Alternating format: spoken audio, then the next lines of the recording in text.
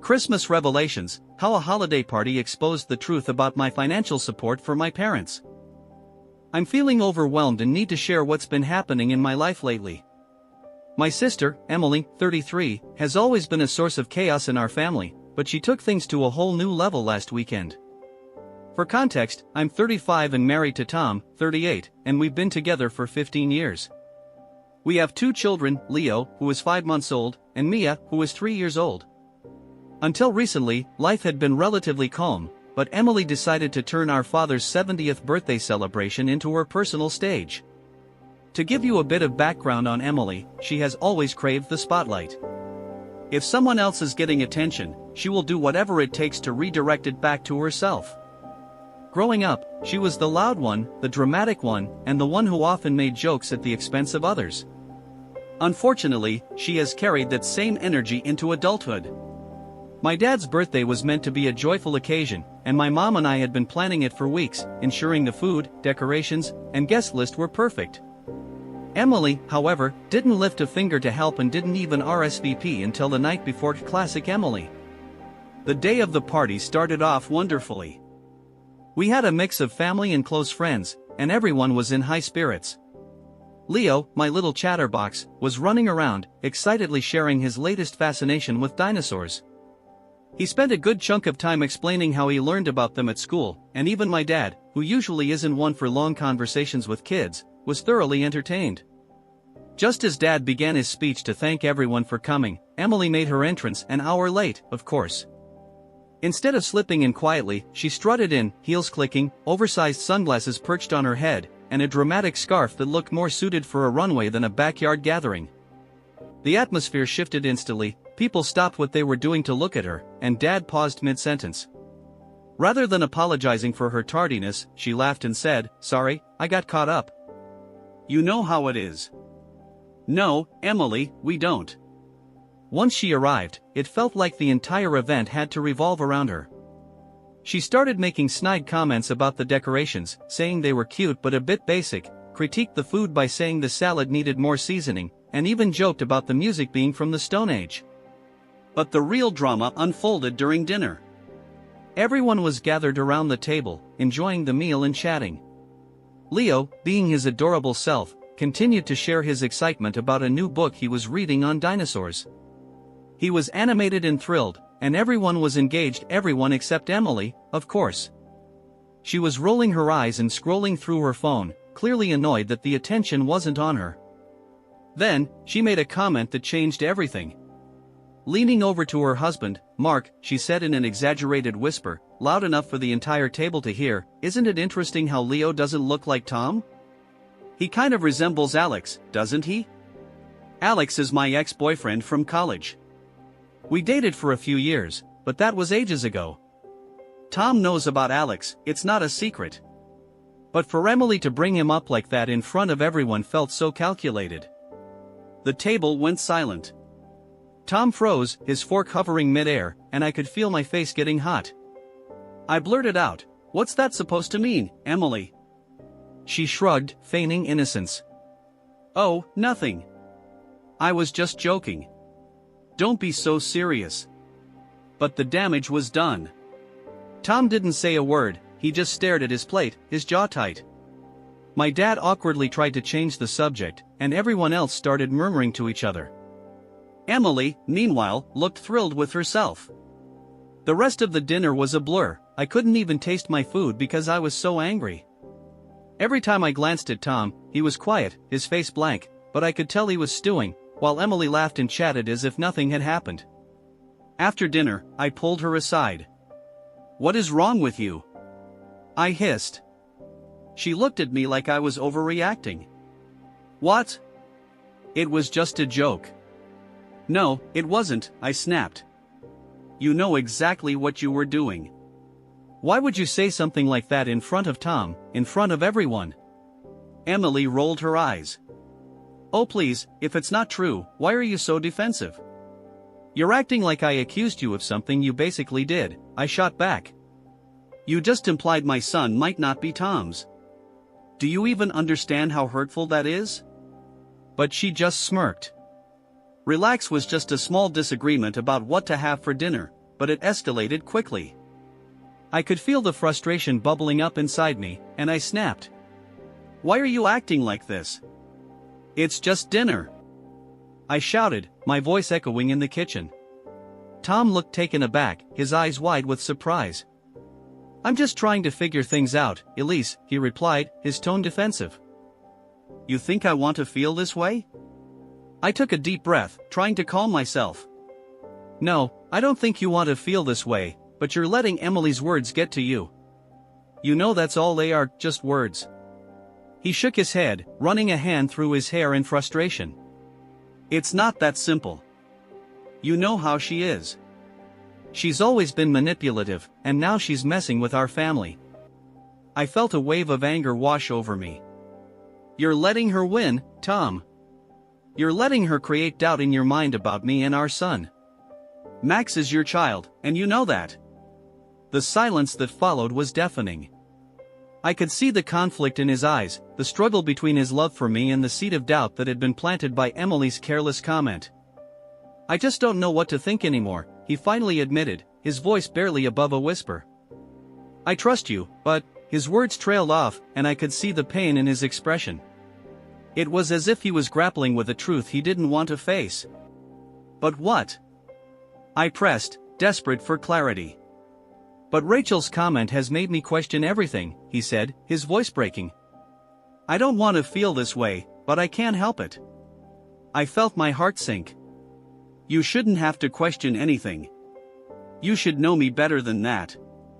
I turned away, tears stinging my eyes.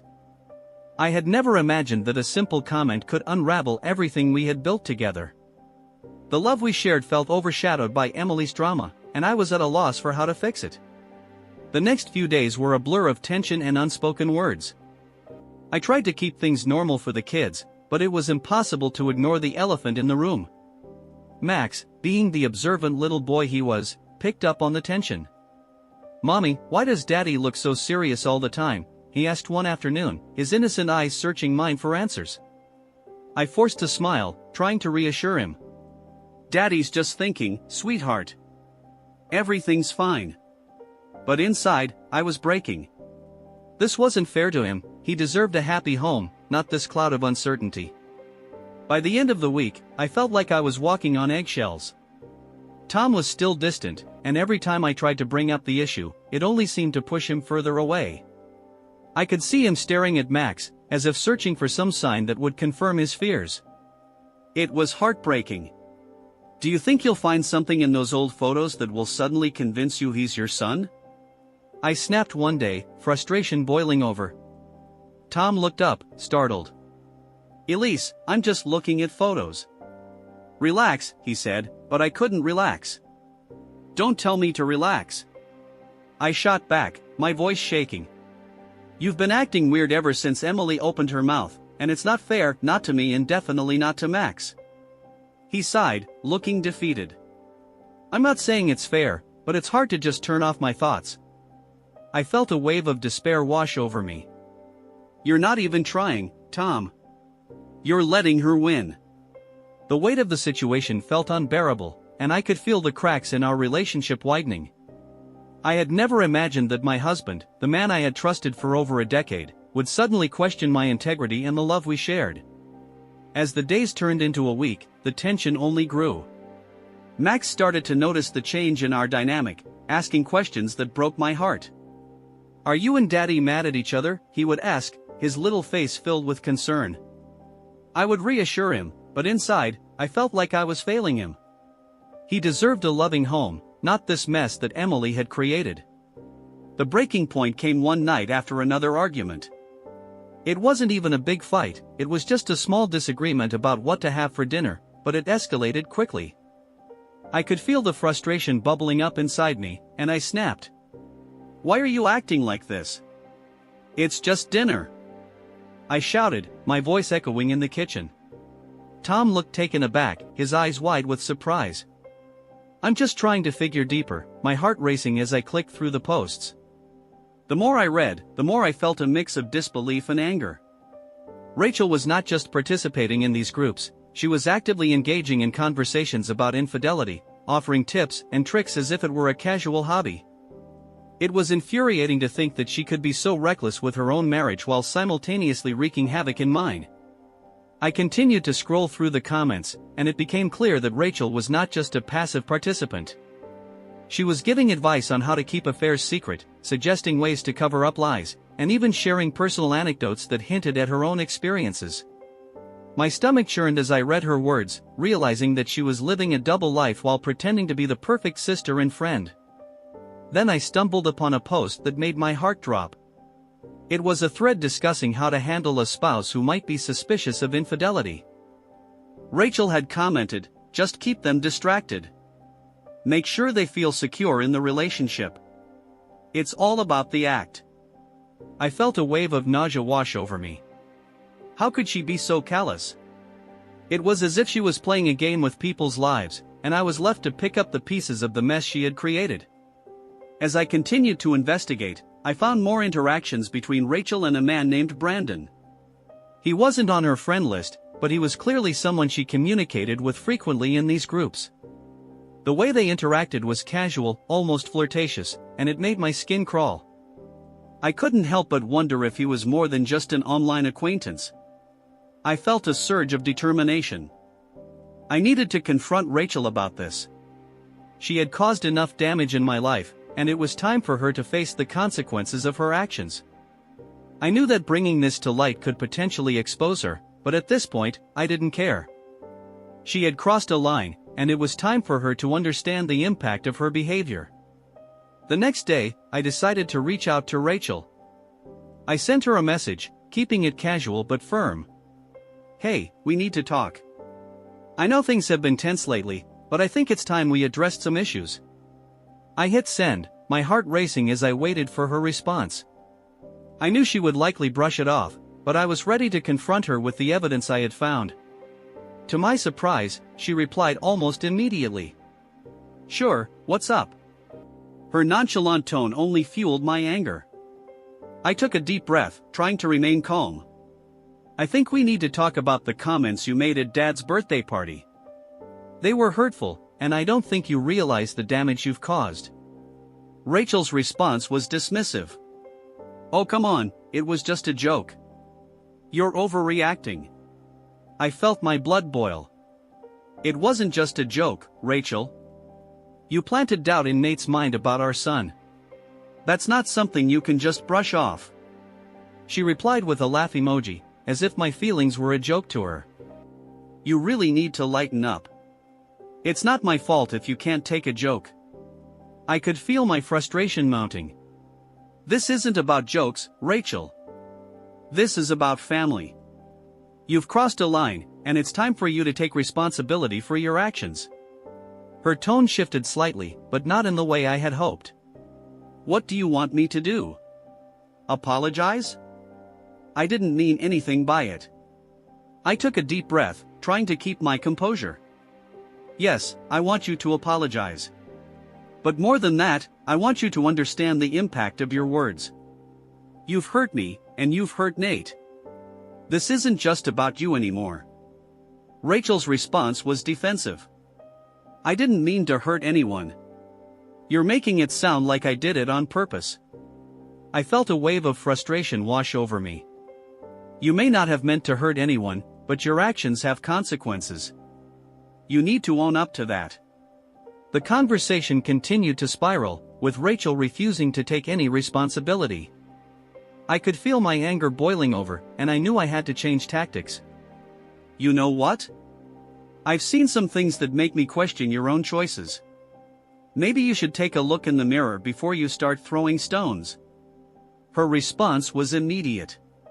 "What are you talking about?" I hesitated for a moment, weighing my options.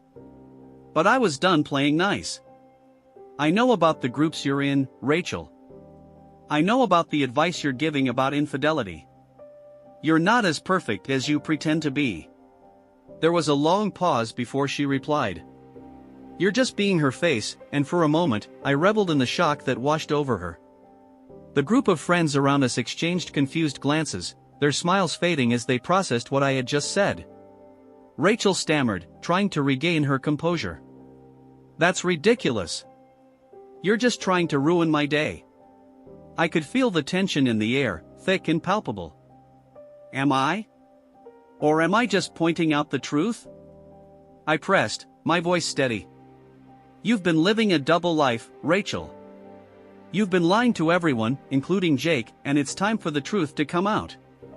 Her friends looked between us, clearly unsure of how to react. I could see the wheels turning in their heads, trying to reconcile the image of the perfect mom-to-be with the accusations I was throwing at her. Rachel's face flushed with anger, and she took a step closer to me, her voice low and dangerous. You have no idea what you're talking about. You're just jealous because I'm having a baby and you're not. I laughed, a bitter sound that echoed in the suddenly quiet room. Jealous? Hardly. I'm just tired of your games, Rachel. You've hurt enough people with your lies, and it's time for you to face the consequences. The crowd around us was growing, drawn in by the escalating confrontation. I could see Jake in the background, his expression shifting from excitement to confusion as he tried to understand what was happening. What's going on? He asked, stepping closer. Rachel shot him a pleading look, but I wasn't about to back down. You deserve to know the truth, Jake. Rachel has been chatting with a guy named Brandon, and she's been running an OnlyFans account. She's been lying to you about who the father of your baby really is. The silence that followed was deafening.